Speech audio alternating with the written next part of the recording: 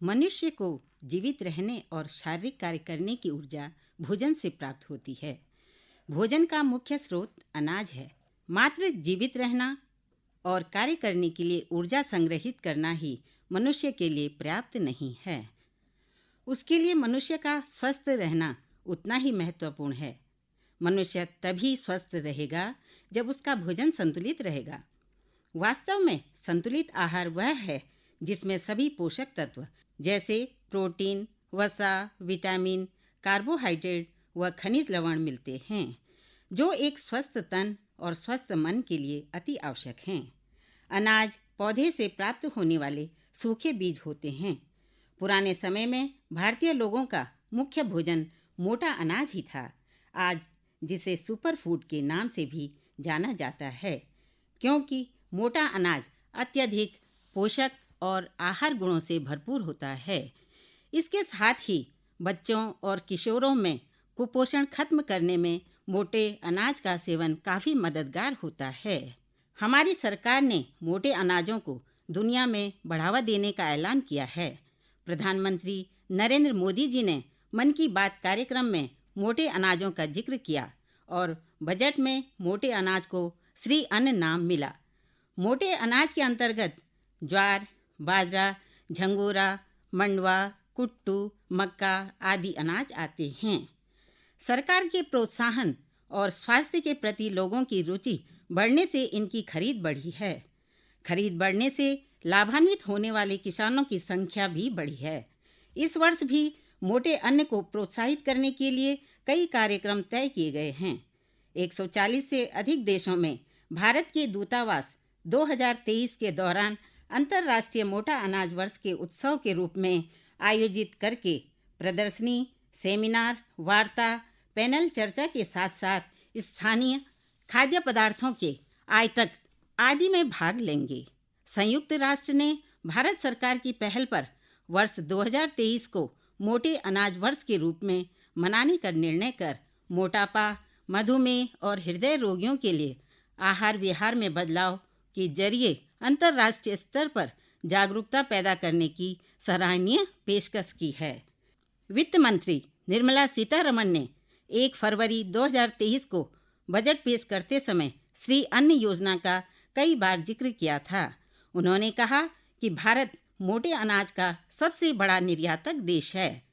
भारतीय परंपरा से परिचित लोग इस बात से अच्छी तरह अवगत हैं कि हमारे यहाँ किसी के आगे श्री ऐसे ही नहीं जुड़ता है।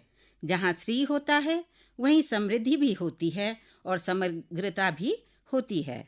सरकार अपने राष्ट्रीय खाद्य सुरक्षा मिशन के हिस्से के रूप में मोटे अनाजों के उत्पादन को बढ़ावा दे रही है। इसके परिणाम स्वरूप आने वाले वर्षों में भारत में मोटे अनाजों का उत्पादन बढ़ने की उम्मीद है। भारतीय किसानों के लिए एक समृद्ध भविष्य की दिशा में योगदान देने की पूरी तैयारी की जा रही है। भारतीय मोटे अनाजों के गुणों को वैश्विक उपभोक्ताओं तक पहुंचाने के लिए यात्रा आरंभ हुई है। वर्ष 2023 को अंतर्राष्ट्रीय मोटा अनाज वर्ष के तौर पर घोषित किया गया है। केंद्र सरकार बढ़ चढ़कर इस अनाज को प्रोत्साहित कर रही है और इसके प्रचार प्रसार कर उत्पादन को बढ़ाने पर जोर दे रही है। आखिर ये मोटे अनाज क्यों हैं आपकी ज़िंदगी के लिए सुपर फूड? वास्तव में ये पौष्टिकता से भरपूर होते हैं। हमारे यहाँ लगभग 50-60 वर्ष पहले मोटा अनाज खाने की परंपरा थी।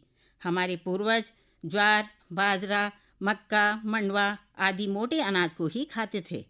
फिर धीरे धीरे आई हरित क्रांति के दौरान हमने गेहूं और चावल को अपनी थालियों में सजा दिया और मोटे अनाज को खुद से दूर कर दिया।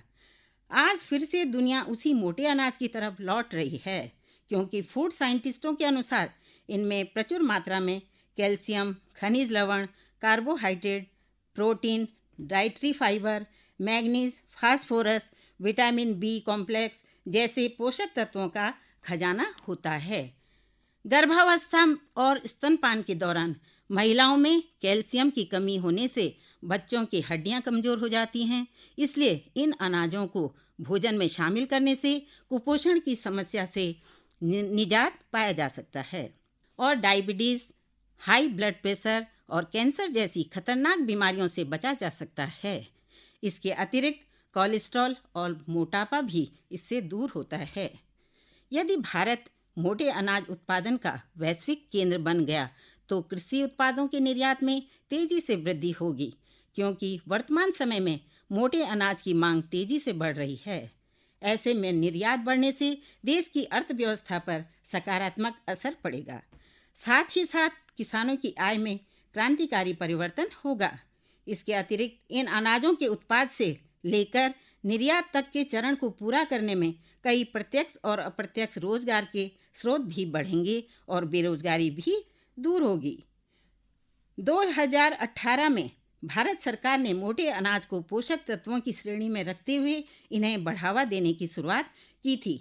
मौजूदा समय में 175 से अधिक स्टार्टअप मोटे अनाज पर कार्य कर रहे हैं।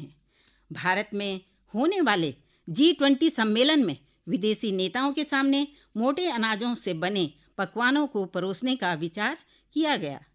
हाल में ही वित्त मंत्री निर्मला सीतारमण ने वित्त वर्ष 2023-24 के लिए अपना 5वां पूर्ण बजट पेश किया। उन्होंने अपने भाषण के दौरान कहा कि भारत मोटे अनाजों का हब है।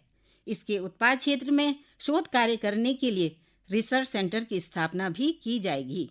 संयुक्त राष्ट्र ने भी भारत के प्रस्ताव पर वर्ष 2023 को इंटरनेशनल मिलेट ईयर के रूप में घोषित किया। इसलिए सरकार विशेष रूप से इनके उत्पाद और उपयोग को बढ़ावा देने की दिशा में कार्य कर रही है।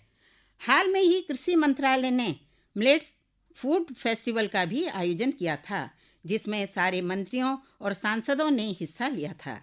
मोटे अनाज कम पानी में ज़्यादा फसल की पैदावार देते हैं। ये तेजी से होने वाली जलवायु परिवर्तन से प्रभावित नहीं होते। इसके अलावा इन अनाजों के उत्पाद में कम लागत लगती है और पोषक तत्वों से भरपूर होने के साथ ये अनाज कम उर्वर और ऊसर मिट्टी में भी अच्छी उपज देते हैं। सही मायने में ये किसान के मित्र होते हैं जो कम परिश्रम में भी अच्छा उत्पाद करते हैं।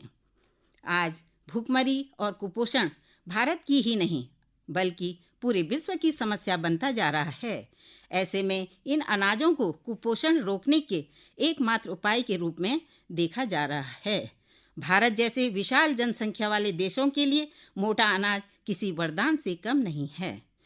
50-60 वर्ष पहले तो मोटा अनाज खाते ही थे, तभी लोग स्वस्थ व निरोग रहते थे। उसके बाद धीरे धीरे लोगों ने मोटा अनाज जानवरों और पक्षियों को खिलाना शुरू कर दिया। तब से ही शरीर को बीमारियों ने अपना घर बना दिया। इसलिए आज फिर से लोग मोटे अनाज के महत्व को समझने लगे हैं।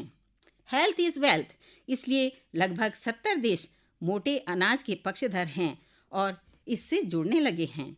मोटा अनाज उगाने में गेहूं और धान की अपेक्षा कम पानी की आवश्यकता पड़ती है और बुआई का खर्चा भी कम आता है। इसमें रासायनिक व कीटनाशक का प्रयोग ना के बराबर होता है। मोटे अनाज से मिट्टी की सेहत भी अच्छी रहती है। मोटा अनाज जल्दी भी उग जाता है। बढ़ती जनसंख्या और बढ़ते अनाज की मांग सिर्फ और सिर्फ मोटे अनाज ही पूरा कर सकते हैं, क्योंकि इन्हें शीघ्रता से उगने के साथ ही साथ जलवायु परिवर्तन, ग्लोबल वार्मिंग और सूखे की समस्या प्रभावित नहीं कर सकती। मोटे अनाज के पौधे का ऊपरी भाग तो मनुष्य के भोजन के रूप में प्रयुक्त होता है। बीज का तना वाला हिस्सा पशु चारे के काम आता है, जो कि पशुओं के लिए श्रेष्ठ व उत्तम होता है, और जो जड़ वाला भाग है वो जमीन के नीचे काट कर छोड़ने से मिट्टी की उत्पादक क्षमता को बढ़ाता है। आहार विशेषज्ञों ने भोजन को 3 श्रेणियों में रखा: नेगेटिव ग्रेन, न्यूट्रल ग्रेन और पॉजिटिव ग्रेन। नेगेटिव ग्रेन में गेहूं, धान आता है, जो हमारे शरीर को बीमार कर देता है। इसमें ग्लूटन अधिक मात्रा में होने से भोजन को पचाने में आसानी नहीं होती। न्यूट्रल ग्रेन का सेवन करने से यदि मनुष्य स्वस्थ है तो स्वस्थ ही रहेगा, तबीयत खराब नहीं होती, किंतु यदि अस्वस्थ व्यक्ति इसका सेवन करता है तो वह स्वस्थ नहीं हो सकता।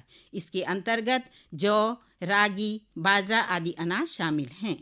तीसरा अनाज पॉजिटिव ग्रेन है, जो किसी भी बीमारी को दूर करने का गुण रखता है। हमारी त्वचा को सही व ओजपूर्ण बनाता है। विटामिन डी व कैल्शियम, आयरन व प्रोटीन भरपूर मात्रा में होने से ब्लड, ब्रेन व हड्डियों के लिए लाभकारी है। इसके अंतर्गत आने वाले अनाज कंगनी, कोदरा, कुटकी, सांगबा और हरी कंगनी है। मोटे अनाज के महत्व को जानकर मार्च 2021 में भारत की ओर से पेश एक प्रस्ताव को संयुक्त राष्ट्र महासभा में सर्वसम्मति से स्वीकार कर लिया गया था। अतः हमको मोटे अनाज का महत्व समझते हुए अपनी रोजमर्रा की दिनचर्या में मोटा अनाज शामिल करना चाहिए। आज समाज में कई बीमारियां घर कर रही हैं। शुगर, ब्लड प्रेशर, कैंसर आदि बीमारियों से लोग बहुत परेशान हैं। इन बीमारियों से छुटकारा पाने के लिए हमें अपने आहार में मोटे अनाज को ही शामिल करना चाहिए, क्योंकि जब हमारा शरीर स्वस्थ रहेगा तभी मस्तिष्क भी स्वस्थ रहेगा और फिर हमारा समाज और हमारा राष्ट्र भी मजबूत होगा।